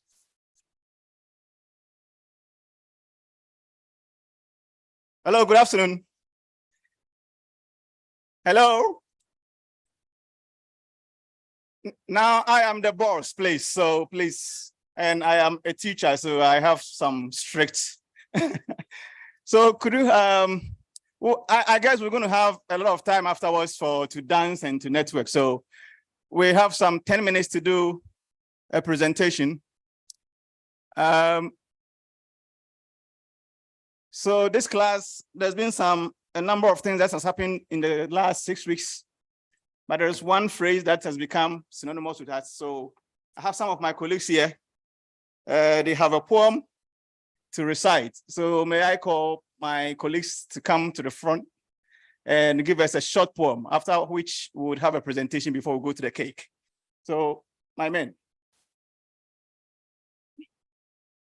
Hey, can we do it for them, please? Can we do it for them? Yes. Haven't I given you yours? Number one. You can take it. Right. So if you work, then I get one.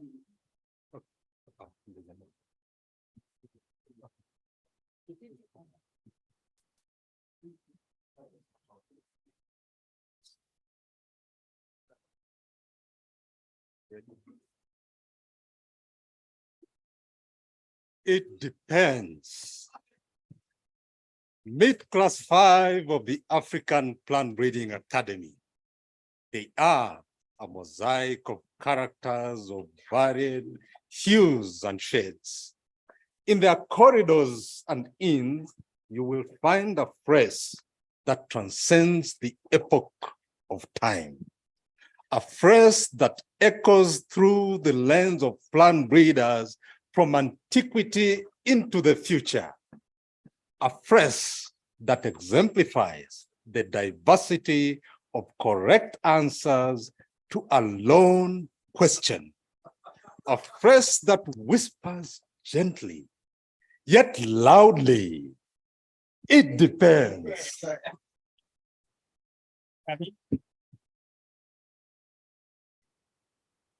In the realms of varied choices, being it big Z or small z, orthogonal contrast or lattice, product profile or target, orphan or pampered crop, NCD1 or 2, music or meditation bus. When pushed against the wall, just yell, it depends. Wow, wow, wow. Whether it's called cassava or cassava, tomato or tomato, triploid or typloid, matrix or matrix. In this room, the answer that arises equity in its work. While Gaspar sleeps, Kelvin will be wondering. Williams will have a question ostensibly not his, but Kassan will disassociate himself. If you struggle to divide noise, you have not met Ibrahima yet. The last time I counted, John had spoken only 2.5 words in all sessions. Go out of the class and you'll be sure to find Michael Adu requesting a replay of shoo, shoo, shoo, shoo, or Alphonsine getting lost in the park. They come in many colors. Indeed, very difficult to choose. It depends. So I've been asking, who is the real mom? The mom or the super efficient aircraft engineer, Imelda? Is it the Kenyan goddess, Juliana? I know she's in the contest. But I'll vote, obviously, you know me, for my Ghanaian princess, Priscilla. Yes, the Ethiopian eunuchs disagree with me, but I don't care. They think the beautiful Brikiti is the one. They've all forgotten that they ate date from the Egyptian Cleopatra Amani. Where is Mariam? She's looking at me. Don't worry. You represent all things beautiful. But how can the mom not come from the continent's giant, Nigeria? Do we want blessing from blessings? The enigmatic Gloria or the Colossus, that is Adesike? I am confused. I think I'll go for Didi because she is Eurydice. Do you see where I'm going? We can never agree on this because it depends.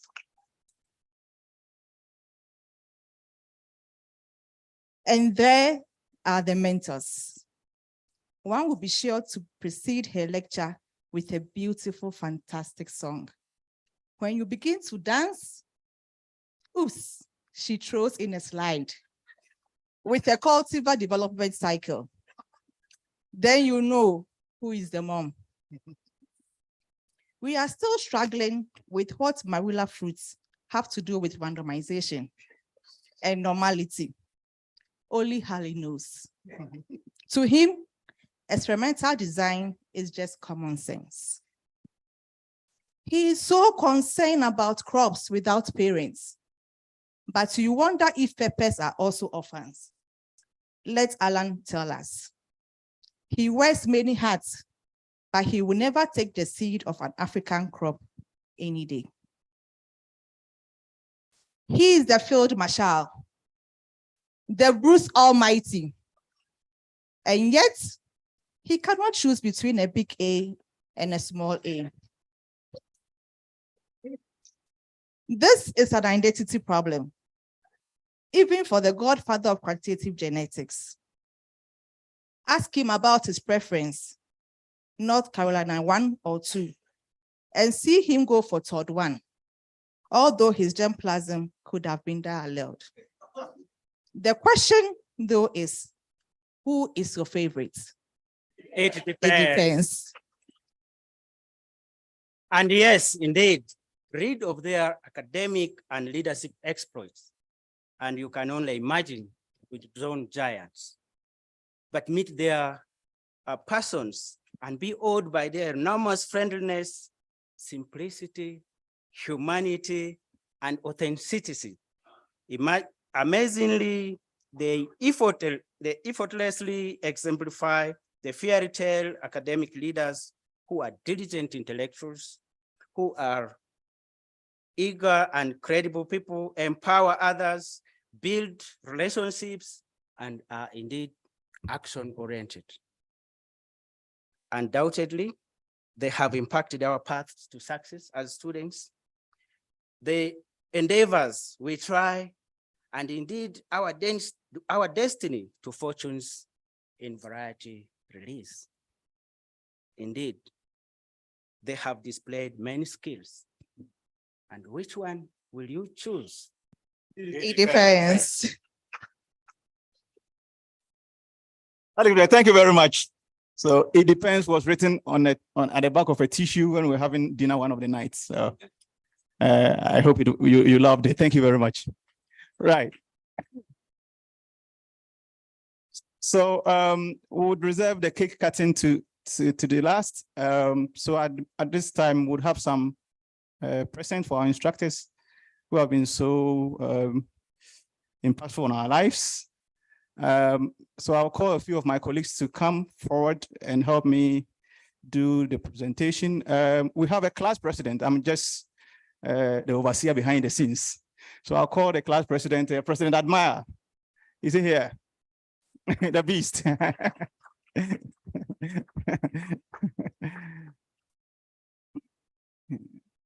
Yeah, so we wanted to offer something to our instructors that anytime they pick it up, they will remember class 5. So our president, President Admire.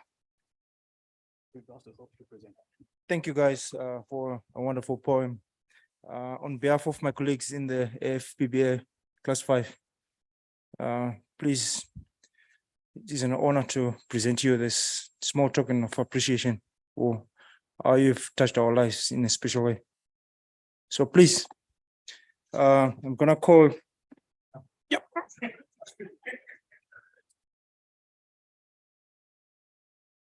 Dr. Alan van Diens.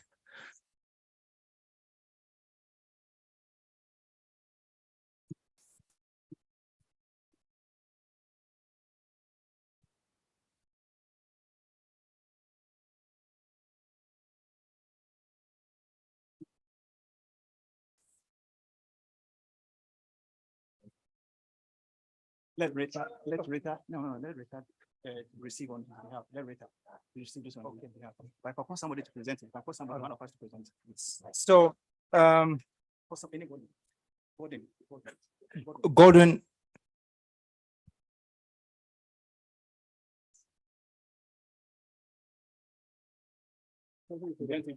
So, yeah, so I'll ask Dr. Gordon Macharia to present this on behalf of Todd. So. So, For our people to present it to them. Oh, okay. We have to receive it on behalf of them. Okay. All right. Oh, yeah. Yeah. What's up?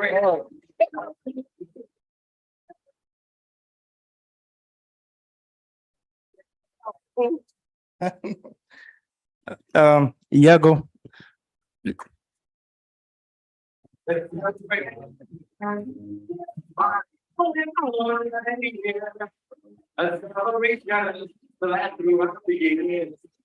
So bring your dance and your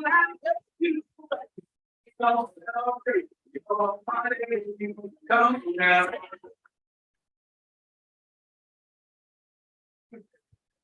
And to the Field Marshal, the Commander-in-Chief of Genetics, Dr. Bruce Wolf.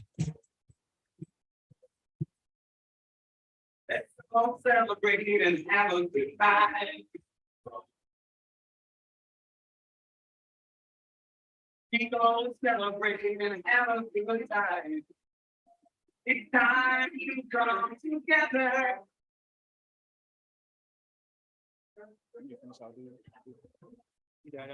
Okay, thanks. And to a very special lady, our mom. Please, mom, you know yourself.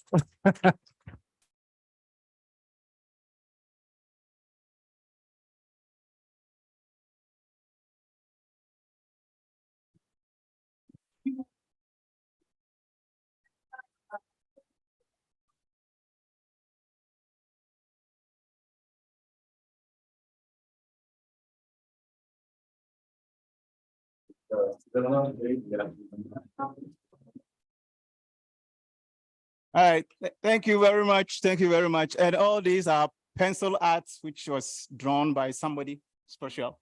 So I hope you like them. I have two more left. Who do you think they are for? The answer is, it depends. So can I ask the Bruce Almighty, the Field Marshal, the godfather of quantitative genetics, to stand here for me, please? And can I ask some of our ladies, Priscilla, Julianne, Adesike, Mariam, can you join Bruce Almighty here? Yeah, when I'm in charge, it normally goes down. Right, so there's this special lady we just met, but we know she's been with us all this while. She's been working behind the scenes, supporting us, supporting one of our instructors. And when we met her just for a day, what she did blew our minds. And we felt we couldn't leave her out. So we want to also show her appreciation, because we can imagine the amount of work she had to put in to come to us and to do what she did. And we are so much appreciative. So we'll call Mrs. Walsh to come to the stage.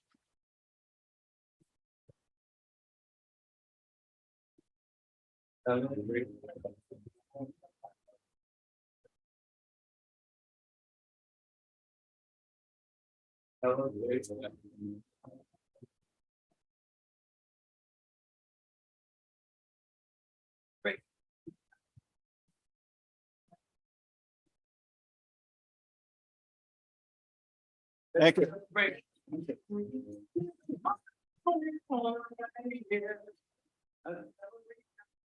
Thank you very much. And the last one, I am a very busy person, so I sometimes push some emails to the very last. So I was sent an email and saying, Michael, this is your travel itinerary, but I didn't check.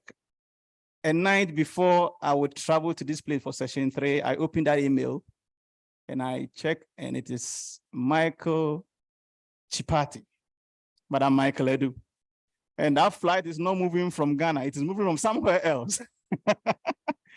And I said, wow. The following morning, I'm driving to the airport.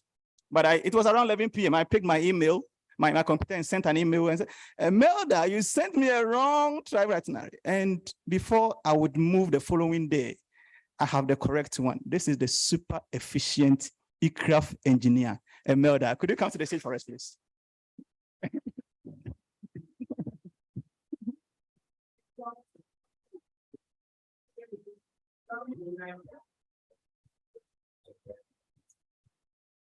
Let's all celebrate and have a good time.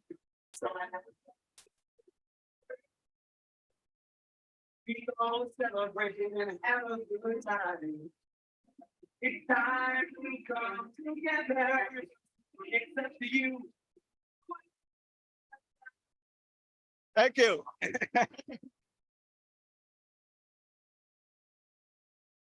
Thank you very much. My last dance is to call some people to come and propose a toast to lead to the cutting of this beautiful cake. We've been talking about icing on the cake all week, and we wanted to exemplify that phrase. So this is the icing on the cake. I will call William, Priscilla, to come and propose a short toast and lead us to cut the cake and share. Thank you very much.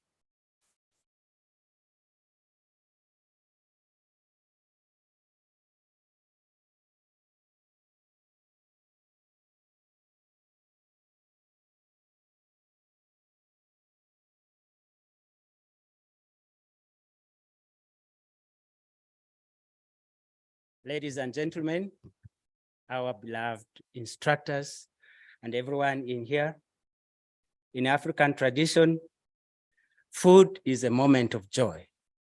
And we quite often express our love for everyone when you give them some water to drink. And in African tradition, a man never steps in the kitchen. And if you do so, it's at your own peril. And because I'm with an African woman, she's going to tell us about the cake. Yeah, so we thank the Almighty God. We thank Allah for how far He has brought us. When you look at the cake, it's so beautiful. But you ask the baker what she went through. She went to the market full of people, Scotches and to buy the items. After that, she brought it home. You know how to make cake. All the ingredients, you have to mix it up. It takes a lot. After that, she put it in the oven. Still sitting by the oven, she has to check whether it is cooked or not cooked. And that was what Rita Mom was doing to us. She checked on us. She has trained us. And we have become beautiful like the cake. So this morning, we are proposing it. So as we go out there, we are going to be the shakers and movers. We thank God. Thank you.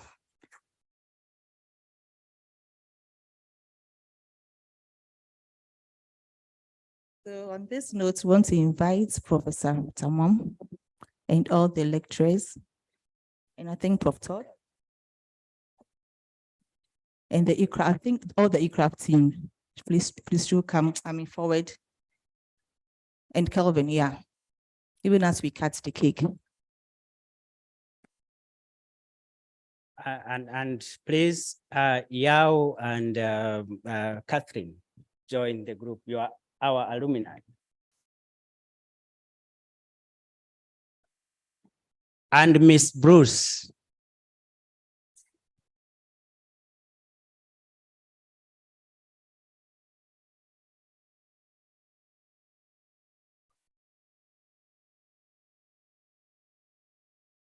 Yeah, so I'll just do the duty of inviting visitors to the table, and we will count from 4 to 1 and cut that cake for us together. And there we go, 3, 2, and 1.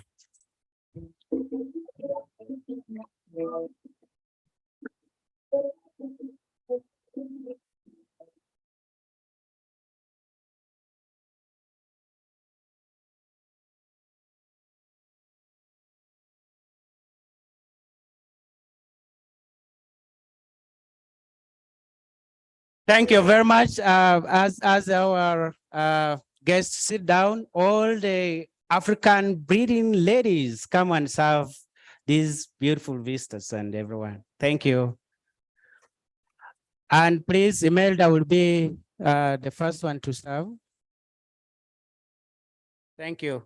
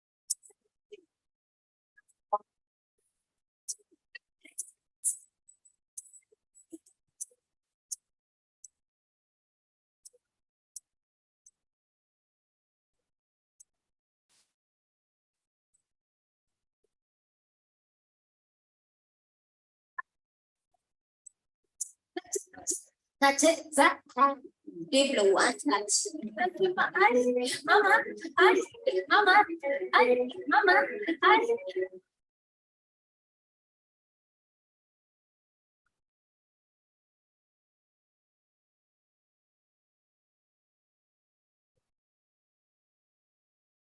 Hi, everyone. Now we are proceeding to have our group photos outside, just at the staircase. After the group photos, then we can proceed for lunch.